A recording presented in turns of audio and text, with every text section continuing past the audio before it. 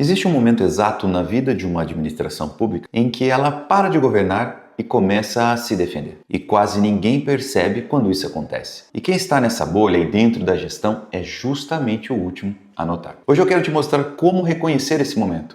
E mais do que isso, quero abrir com você uma mecânica do exercício do poder que está descrita em manuais escritos há 5 séculos e que continua tão atual quanto a era na Florença renascentista. Se você trabalha com gestão pública, se você é gestor, secretário, assessor ou diretor de comunicação, ou se você só quer entender por que algumas administrações parecem tão fortes e outras parecem fracas, mesmo entregando serviço parecido, fica comigo até o fim, porque o que separa uma da outra eu vou te dizer agora. Não é o que elas fazem, é o jeito como elas reagem quando alguém discorda. Eu trabalho com comunicação pública há quase 30 anos.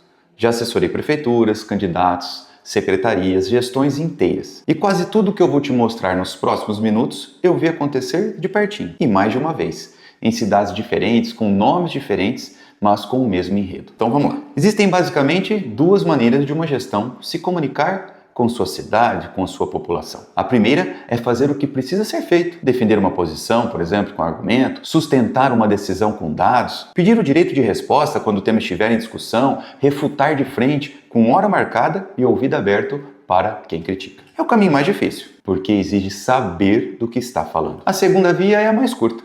Em vez de responder, retire-se quem critica. Em vez de convencer, pressione-se quem dá espaço a essa crítica. Em vez de defender o serviço, exibe-se músculo. Esse caminho dispensa preparo.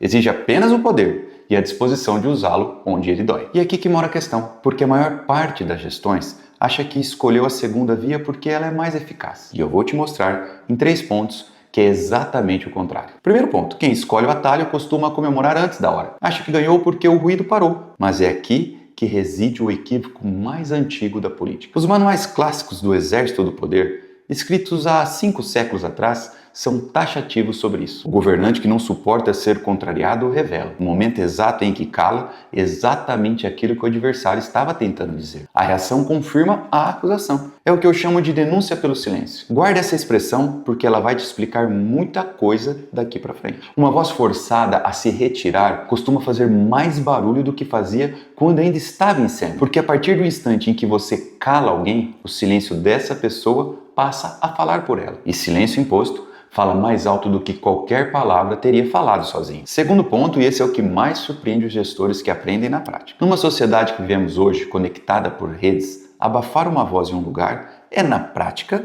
distribuí-la em outros 20. Pensa comigo. A audiência que receberia uma crítica circunscrita a um único veículo passa agora a recebê-la replicada em conversas, em postagens, em prints, em comentários nos grupos de WhatsApp. O custo do silenciamento é proporcional à insegurança de quem impõe. Os gestores experientes sabem disso. Terceiro ponto, e esse é o que muita gente, inclusive dentro da imprensa, esquece. Existe um efeito sobre quem aceitou recuar diante da pressão. Quando o veículo de comunicação cede à pressão de um contratante institucional, ele faz uma conta de curto prazo. E essa conta custa lá na frente exatamente aquilo que demorou décadas para construir, que é a confiança da audiência. Marca não é logotipo. Marca é a soma de pequenas escolhas que o público registra quando ninguém está pedindo para ele prestar atenção. Uma redação que muda sua linha diante de uma ameaça contratual acaba de revelar para sua própria audiência quem decide lá dentro o que entra e o que sai.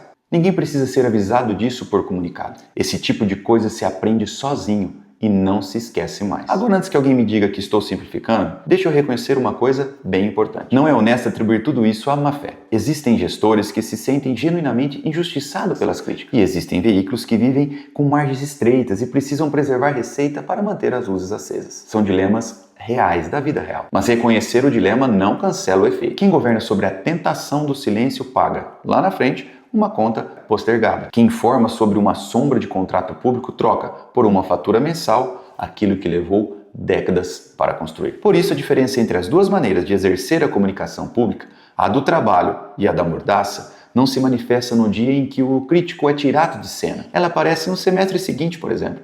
A aprovação cai, a audiência migra, o gestor descobre que a tranquilidade comprada custou mais caro do que o desconforto evitado. E naquele instante, a voz que parecia neutralizada volta a circular. Só que dessa vez ela fala sobre os 2 personagens, mas não sobre um. Então, fica com essa frase: quem cala um crítico não silencia a crítica, apenas a transfere de canal e com juros, e contrata sem saber o seu próprio biógrafo. Se você está envolvido com gestão pública, com comunicação institucional ou com assessoria política, e se esse vídeo te fez pensar em alguma situação que você já viu aí de pertinho, comenta aqui embaixo. E se você quer continuar olhando para a comunicação pública por dentro, com quem já está há 30 anos observando isso, segue o canal. Toda semana eu vou trazer uma análise como essa. Até a próxima!